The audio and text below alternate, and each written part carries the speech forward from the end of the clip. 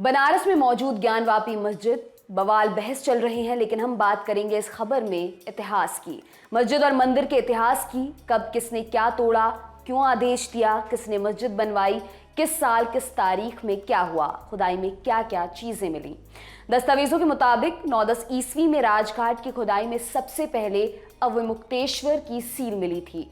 पौराणिक कथाओं में दावा किया जाता है यह स्थान शिव और पार्वती का आदि स्थान है और इसीलिए आदि लिंग के रूप में अविमुक्तेश्वर को ही प्रथम लिंग माना गया है।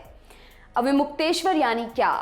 विद्वानों के मुताबिक काशी विश्वनाथ का प्राचीन नाम अविमुक्तेश्वर था।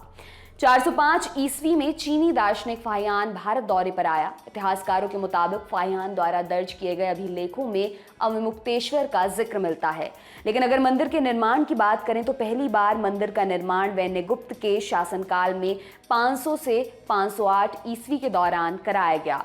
इस बात का जिक्र 635 ईस्वी में भारत यात्रा पर आए एक अन्य चीनी नागरिक वेनसांग की किताब में भी मिलता है। 10वीं 11वीं शताब्दी में आते हैं। इतिहास में दर्ज दावों के मुताबिक उस समय विश्वनाथ मंदिर को बीवी रजिया मस्जिद के बगल में बनाया गया। वाराणसी के रहने वाले इतिहासकार राकेश पांडे हमसे बातचीत में बताते हैं, कई किताबों में यह भी लिखा मिलता है कि रजिया मस्जिद के बगल में बना मंदिर ही असली काशी विश्वनाथ मंदिर है, बल्कि वो नहीं जिसे हम आज देखते हैं।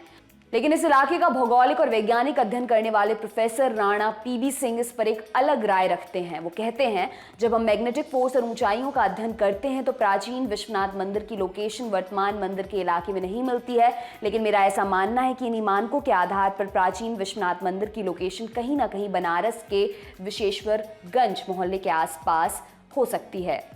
अब आपको तोड़ने की कहानी भी सुनाते हैं। 12वीं शताब्दी, मोहम्मद गौरी ने कुतुबुद्दीन ऐबक को काशी विश्वनाथ मंदिर पर हमला करने का आदेश दिया। सन 1194 से 1197 के आसपास का समय। इतिहास के मुताबिक कुतुबुद्दीन ऐबक की सेना ने इस दौरान मंदिर को तोड़ने की कोशिश की, हालांकि मंदिर पूरी तरह से नहीं तोड़ पाए। मंदिर को तोड़ने का यह पहला प्रयास था। साल 1230 में इल्तुतमिश ने काशी विश्वनाथ मंदिर का पुनर्निर्माण कराया।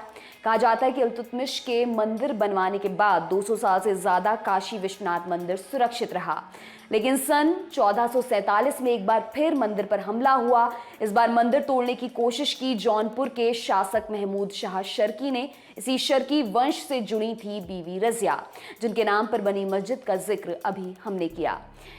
अब आते हैं 17वीं शताब्दी पर। अकबर के पोते शाहजहां ने ही काशी विश्वनाथ मंदिर को तोड़ने का प्रयास किया। औरंगजेब का फरमान जारी हुआ कि काशी विश्वनाथ मंदिर को तोड़ दिया जाए। इस बार औरंगजेब की सेना विश्वनाथ मंदिर को तोड़ने में कामयाब हो गई।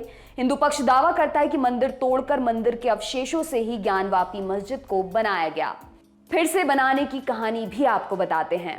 इंदौर की महारानी अहिल्याबाई ने 1776 से 78 में विश्वनाथ मंदिर का पुनर्निर्माण कराया। कहा जाता है कि मंदिर को बचाने और फिर से निर्माण करवाने के लिए 1752 में दत्तोजी सिंधिया और मल्हार राव ने एक आंदोलन छेड़ा था, जिसके कुछ सालों बाद अहिल्याबाई होलकर ने शिव मंदिर के निर्माण करवाने का बीड़ा उठाया और मंदिर का निर्माण हुआ औरंगजेब द्वारा बनाई गई मस्जिद के ठीक बगल में। विश्वनाथ मंदिर का जो स्वरूप आज देखा जाता है, उसके बारे में कहा जाता है कि वो अहिल्याबाई होलकर द्वारा बनवाया गया मंदिर है। इतिहासकार जेम्स प्रिंसिप की साल 1831 में प्रकाशित किताब बनारस इलस्ट्रेटेड में भी मंदिर का एक चित्र अंकित है। वो चित्र इस वक्त आप अपनी स्क्रीन पर देख सकते हैं। अब आपको बताते हैं कि 1936 में मुस्लिम वक्फ बोर्ड का दावा क्या था। काशी विश्वनाथ मंदिर में हिंदू धर्म में आस्था रखने वाले लोग पूजा करते हैं। बगल में मस्जिद है जहां मुस्लिम धर्म में आस्था रखने वाले लोग नमाज अदा करते हैं। आज तक की खबर के मुताबिक वाराणसी में ज्ञानवापी परिसर को लेकर सबसे पहला केस 1936 में दीन मोहम्मद बनाम राज्य सचिव का था। तब दीन मोहम्मद ने निचली अदालत में याचिका दायर कर ज्ञानवापी मस्जिद और उसके आसपास की जमीनों पर अपना हक बताया था। अदालत ने इसे मस्जिद की जमीन मानने से इनकार कर दिया था, लेकिन ठीक यहीं पर एक दूसरी कहानी भी है। हालिया केस जिसमें सर्वे के आदेश आए, इसमें मुस्लिम पक्ष के वकील अभिनाथ यादव ने कहा कि साल 1936 के दिन मोहम्मद वाले केस में कोर्ट ने मस्जिद की जमीन का अधिकार का फैसला दीन मोहम्मद के पक्ष में दिया था। इस तथ्य पर भी बहुत सारी बहस हो रही है। वहीं ज्ञानवापी से जुड़ा व्यास परिवार कहता है कि साल 1937 में आए इस फैसले में अदालत ने उनके पक्ष में फैसला दिया था। 1991 टाइटल सूट। अब आता है साल 1991 और इस मस्जिद मंदिर विवाद से जुड़ा एक और महत्वपूर्ण केस है ये। इस बार काशी विश्वनाथ मंदिर ट्रस्ट ने पूरे मंदिर और मस्जिद परिसर पर हिंदू पक्ष का दावा किया। ये मामला अभी भी इलाहाबाद हाई कोर्ट में चल रहा है। आज तक की खबर के मुताबिक ये याचिका काशी विश्वनाथ मंदिर के पुरोहितों के वंशज पंडित सोमनाथ व्यास, संस्कृत प्रोफेसर डॉक्टर रामरंग शर्मा और सामाजिक कार्यकर्ता हरिहर पांडे ने दाखिल की। इनके वकील थे विजय शंकर रस्तोगी।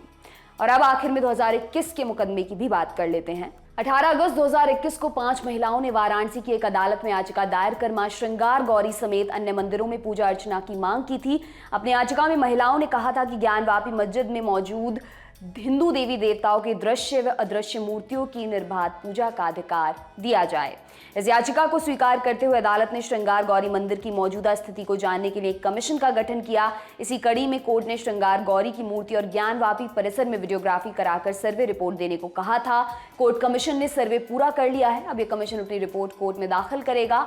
16 मई 2022 सर्वे खत्म होने के बाद हिंदू पक्ष ने दावा किया कि मस्जिद के अंदर वजूखाने में एक विशाल शिवलिंग मिला है।